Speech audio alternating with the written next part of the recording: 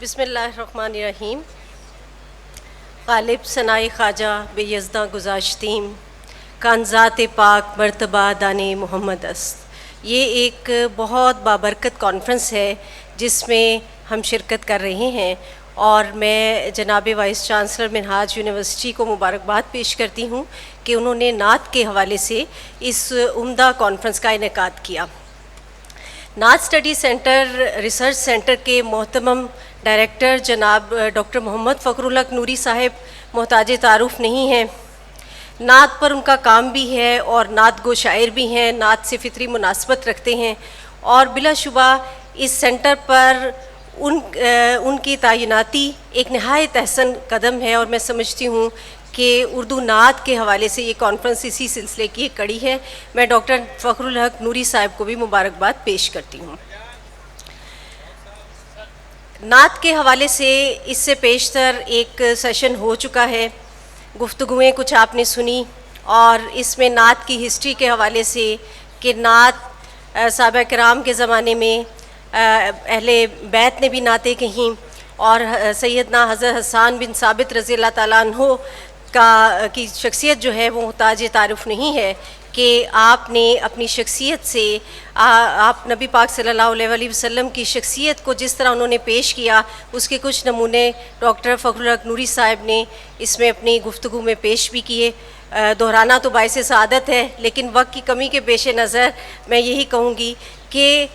نبی پاک صلی اللہ علیہ وسلم کی حیات طیبہ میں کے حوالے سے ان کی زندگی میں بھی اس پر اظہار خیال کیا گیا، نعتیہ جذبات پیش کیے گئے، اور اس کی بنیاد بلا شبہ قرآن حکیم ہے. قرآن پاک میں نبی پاک صلی اللہ علیہ وسلم کا ذات مبارکہ کا ذکر جو ہے وہ بہت احسن طریقے سے کیا گیا. بعد میں ہمیں ادبیات کی روایت ملتی ہے، اور اس میں عربی ادب سر فہرست ہے، اور عربی ادبیات میں مدحہ رسول صلی اللہ علیہ وسلم کے عنوان سے نعتیں لکھی گئیں. بعد میں فارسی میں یہ آیا تو نعت گوئی اس سرنامے کے ساتھ مقبول ہوئی، اور فارسی ہی کے اثرات کے تحت ہمیں اردو شاعری میں اس کی مثالیں ملتی ہیں. اردو شاعری میں اگر فنی حوالے سے دیکھیں تو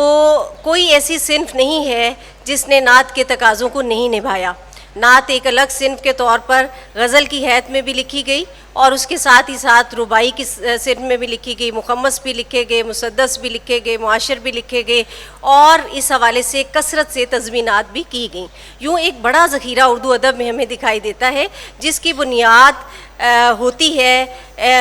کلی قطب شاہ سے، اور کلی قطب شاہ کے زمانے میں کے دیگر دکنی شعراء کے ہاں بھی اس کا اہتمام ملتا ہے. اہل ادب یہ جانتے ہیں کہ ہمارے ہاں جو کلاسیکی شاعری کی بنیاد رہی یا ان کا طریقہ کار رہا، وہ یہ رہا کہ کسی بھی صنف کے آغاز میں حمد سے آغاز کیا جاتا تھا، اور نعت اس کا جزو لازم ہوا کرتی تھی. حمدیہ شعر لکھ دیے جاتے تھے، اور اس کے بعد نعتیہ شعر سے نبی پاک صلی اللہ علیہ وسلم کو خراج تحسین پیش کیا جاتا تھا. یوں نعت جزو لازم تھی تمام ہر قسم کی مثنویات کا، خواہ وہ عشقیہ مثنویات ہوں، خواہ وہ رزمیہ مثنویات ہوں، خواہ وہ واقعاتی مثنویات ہوں. نعت نے ایک جزو لازم کے طور پر سب میں اپنی شمولیت کی، اور یوں یہ صنف جو ہے جذبات کی حدت لیے ہوئے آگے بڑھتی چلی گئی. ہمیں جو کلاسیکی شاعری کا آخری دور نظر آتا ہے اردو میں، جسے غالب و مومن کا دور کہا جاتا ہے، اس میں غالب کے ہاں اس کا واضح اظہار فارسی میں دکھائی دیتا ہے، جسے وہ نعت کے نام سے معنون کرتے ہیں، اور جس کا شعر میں نے آغازی میں پڑھا کہ غالب ثنائے خواجہ بے یزداں گذاشتیم، کہ یہ یزداں پر میں نے چھوڑ دیا ہے، اللہ پر میں نے چھوڑ دیا ہے کہ یہ اس کی ثنا اس سے بہتر کوئی نہیں کر سکتا. تو یہ غالب کے ہاں اس کا خوبصورت نعت، یہ بعد میں یہ نعت بہت زیادہ تضمین بھی ہوئی، اور 20ویں صدی کے اکثر شعراء نے اس پر مخمس بھی لکھے، اور اس کے حوالے سے وہ اپنے جذبات کا اظہار کرتے ہوئے دکھائی دیتے ہیں. اس کے بعد ہمیں حالی ڈاکٹر بصیرہ امبرین صاحبہ، آپ سے معذرت کے ساتھ ایک نام ہمارے یہاں جو پینل میں شامل ہیں وہ رہ گیا ہے، میں ان سے نہایت ادب سے ملتمس ہوں کہ وہ تشریف لائیں. ڈاکٹر کنیز فاطمہ، اور ڈاکٹر صاحب کی گفتگو جس روانی سے جاری تھی انشاءاللہ جاری رہے گی. کراچی سے خاص طور پر آپ تشریف لائی ہیں، ان کے لیے میں کہوں گا کہ تالیاں بجا دیجیے.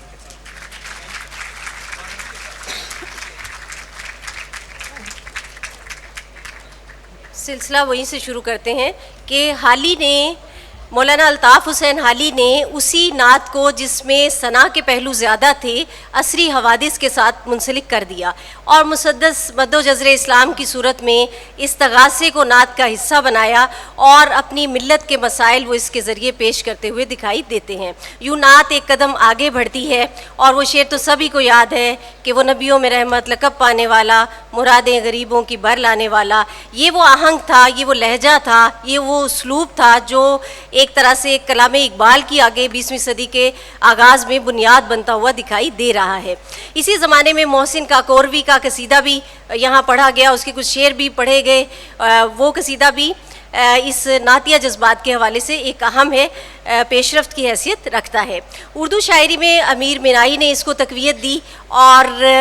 मौलाना ज़फ़र अली ख़ां के नाम का नाम हम नज़रअंदाज नहीं कर सकते। इसी तरह हफ़ीज़ जालंधरी जो कौमी तराने के खालिक हैं, हफ़ीज़ जालंधरी ने एक अलग अंदाज़ अपनाया और शाहनामा इस्लाम में वो नहायत उम्दा तरीके से सलाम पेश करते हुए दिखाई देते हैं। सलाम आमिना के लाल महबूब सुबहानी, सलाम फ़ख्र मौजूदात फ़ख्र नोए इंसानी। तो ये एक सलाम की रवायत इसमें फिर शामिल होती नज़र आती है। इसी तरह ये दौर मुंतज होता है अल्लामा इकबाल पर, जो इसे नात से कहीं ज़्यादा आशिक और इश्क के मामलात की दुनिया में दाखिल कर देते हैं और नात इश्क़ रसूल सल्लल्लाहु अलैहि वसल्लम का दर्जा इख्तियार कर लेती है। लौह भी तू कलम भी तू, तेरा वजूद अल किताब, गुंबद आबगीना रंग, तेरे मुहीत में हबाब, बे मुस्तफ़ा बे रसान खीशरा के दीन हमें ऊस्त, अगर बे ऊना रसीदी तमाम बूल हबीस। इकबाल ने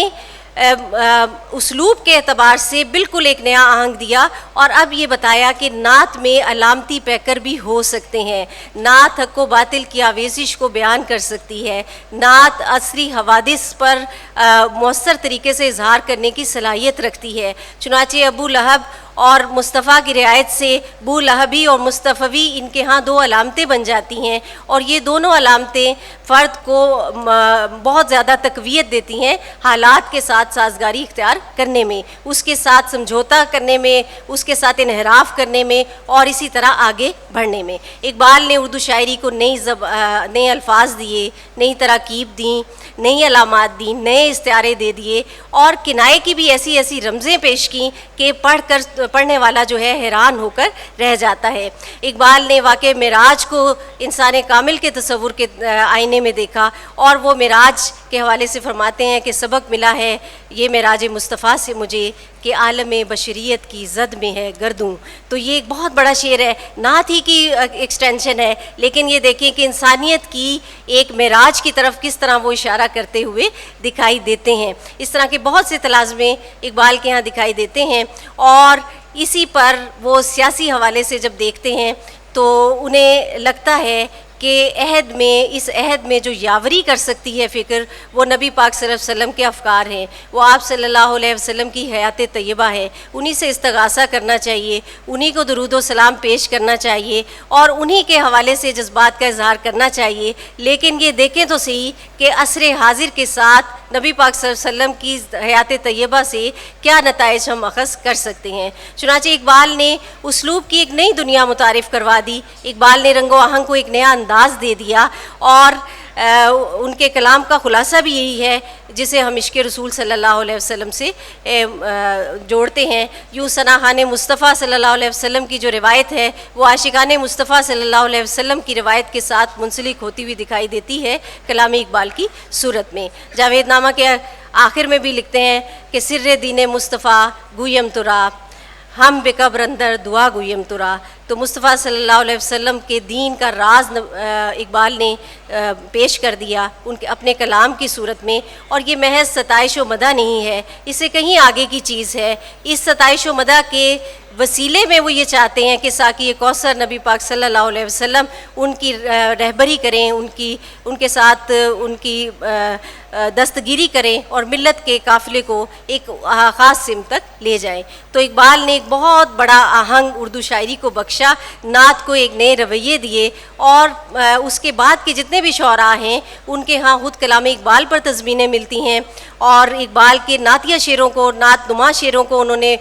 متضمن کیا، اور اس کے ساتھ ہی ساتھ اقبال کی لفظیات کو استعمال کرتے ہوئے نہایت عمدہ نعتیں لکھی گئیں۔ بعد کے نعت گو میں حفیظ طیب صاحب کو ہم نظر انداز نہیں کر سکتے، نہایت عمدہ شاعر جنہوں نے فنی حوالے سے بھی اپنا ایک کمال پیدا کیا، اور سورۃ الکوثر کے وزن اور آہنگ پر انہوں نے کوثریہ کے نام سے خوبصورت ایک ہیت ایجاد کی، اور اس میں وہ اظہار کرتے ہوئے دکھائی دیتے ہیں۔ اسلوب کے اعتبار سے اور عشق کے اعتبار سے حفیظ طیب کی نعتوں کو نظر انداز نہیں کیا جا سکتا، بلکہ وہ صف اول کی شمار ہوتی ہیں۔ اسی طرح خالد احمد ہیں، عبدالعزیز خالد ہیں، اور بے شمار کوئی اردو کا ایسا شاعر نہیں ہے جس نے نعت پر نعتیہ شعر نہ کہے ہوں، نعتیہ جذبات پیش نہ کیے ہوں، اس کے ذریعے استغاثہ نہ کیا ہو، اور یا اس کے ذریعے درود و سلام پیش نہ کیا ہو۔ یہ روایت جو ہے اردو شعراء نے کمال خوبصورتی کے ساتھ نبھائی۔ آج کے اس پینل ڈسکشن میں اسی تناظر کو سامنے رکھتے ہوئے کہ اردو نعت نے عقیدت اور عقیدے کی اس روایت کو اردو شعراء نے کس طرح نبھایا، اور فنی اور لسانی اعتبار سے، اسلوب کے اعتبار سے ان کے سامنے کیا کیا پیکر رہے، کیا کیا سانچے رہے جس میں وہ نعتیہ جذبات کو ڈھالتے ہوئے دکھائی دیتے ہیں، اس پر گفتگو ہوگی۔ بنیادی طور پر یہ خواتین کا سیشن ہے۔